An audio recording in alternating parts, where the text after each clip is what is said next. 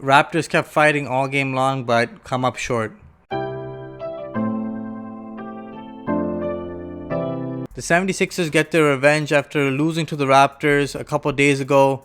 The Raptors lose 102 to 109 to the 76ers, and this is a reason why I hate these two-game series.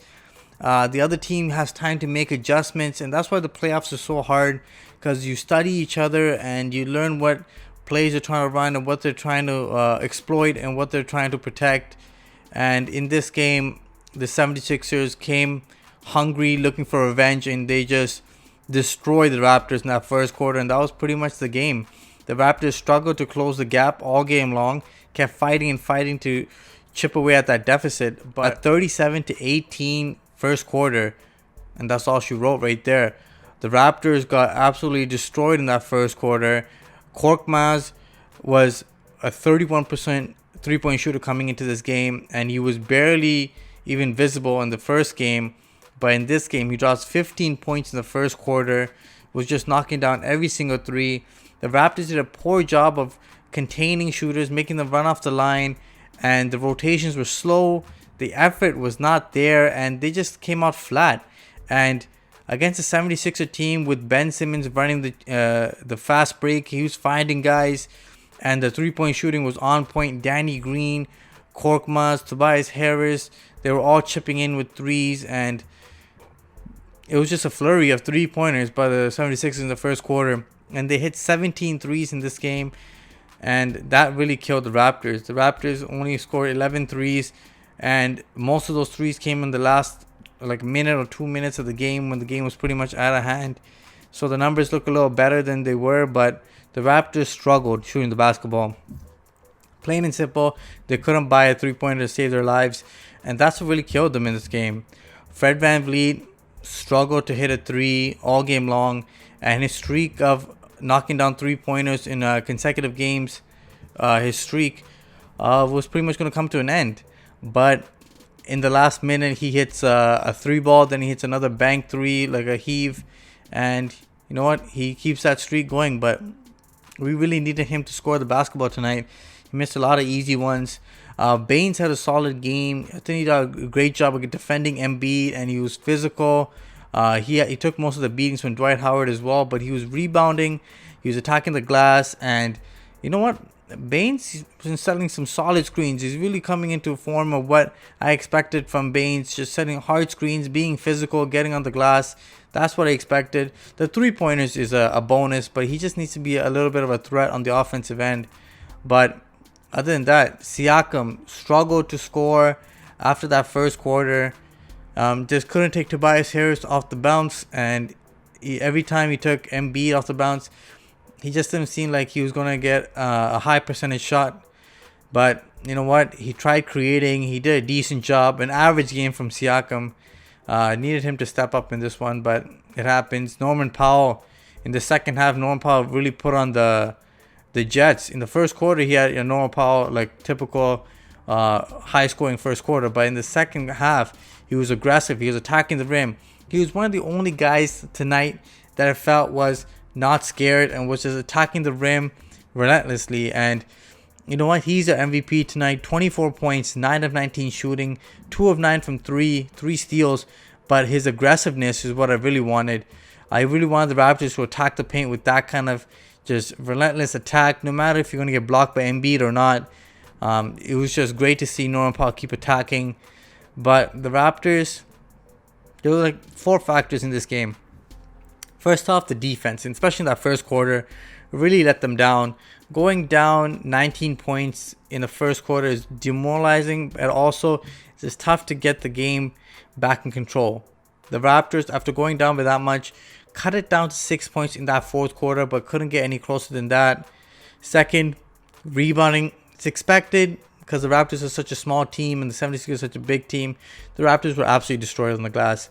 I believe it was 54 to 38 on the glass, and they were destroying the offensive glass as well, which is expected. But as a team, you got to be better. And I was surprised Nick Nurse didn't match up with Aaron Baines to start off the game with Embiid. And then when Dwight Howard came in, maybe go with Chris Boucher there. But Chris Boucher just can't take the physical pounding. And the Raptors really don't have another big that could take that kind of pounding. After releasing Alex Len, they really don't have that many guys who can really take that physicality. They try playing OG a bit, but Dwight Howard throws a lot of elbows and a lot of cheap shots and pulls and grabs and stuff like that. So it's tough for a guy of OG's size to keep up with that. But another reason the Raptors lost this game, the free throw battle. The Raptors struggled to get to the line tonight again. And you know what? Ben Simmons and Embiid just live at the line. Plain and simple. They doubled the amount of free throws the Raptors got tonight. Almost tripled, I think. And it just seemed like the Raptors struggled to get any calls in the second half. And they just got to keep attacking and getting to the line, because that lets your defense get set up and also lets your guys rest a little bit. As the Raptors had multiple guys playing close to 40 minutes, and that's really tough, since you got to think about the Raptors play Miami tomorrow night, back to back. So I thought Nick Nurse would have rested the guys, but you know what? Let them get a burn, I guess. Terrence Davis, a little bit of a hope in this game. He had 9 points off the bench. He was really scoring well. Was really aggressive, looking for a shot. That was a nice punch of offense the Raptors needed in that fourth quarter to close the gap, but just wasn't enough. Raptors really struggling to score. And that's why you see a little bit more Matt Thomas, even though Matt Thomas didn't really make an impact.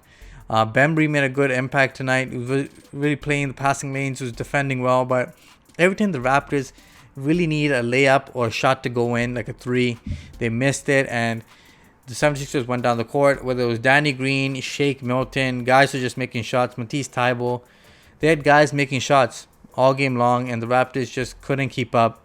And you know what? The three-point shot is so important in today's game, and you got to knock down those open shots. And it sucks, because without Lowry tonight, the Raptors really could have used some of that shooting and getting to the free throw line. Lowry does a great job of just attacking and getting to the line. Really missed that from Kyle Lowry, who's missing, I think, his 4th or his 5th straight game now with that sprained thumb. Some good parts about this game: the Raptors really did a great job on Embiid. Embiid was 3 of 13 in the game, and he just couldn't find his rhythm. The Raptors did a great job of doubling him, making sure the second defender came from his blind side at times. And Fred VanVleet, his hands just fantastic at stripping the basketball. He did a great job of stripping Embiid, stripping Ben Simmons, Tobias Harris.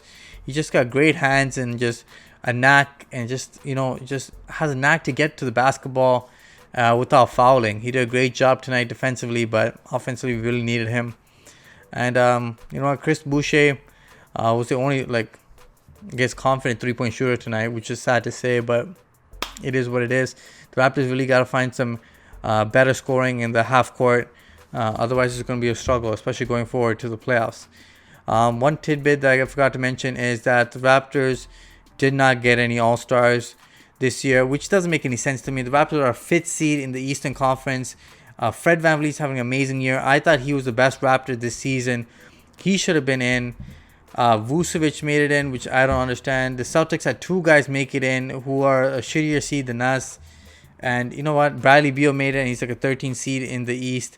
A lot of complaints that you can go around, but you should have had at least one Raptor, whether it was Siakam or VanVleet. Lowry missed too many games, I felt like. But come on. You got to give us one Raptor at least. But you know what? Raptors get snubbed. The disrespect is still there. Raptors got to keep on grinding. And you know what? Maybe that missing the All-Star game could give them time to rest and, get some practice and some plays in and get some more chemistry. But other than that, let me know what you guys think of tonight's game. Let me know who you thought could have played better and who played good. Let me know what you guys think. Guys, make sure you like, share, and subscribe to the Raptors Wrap Up. Until next time. Peace.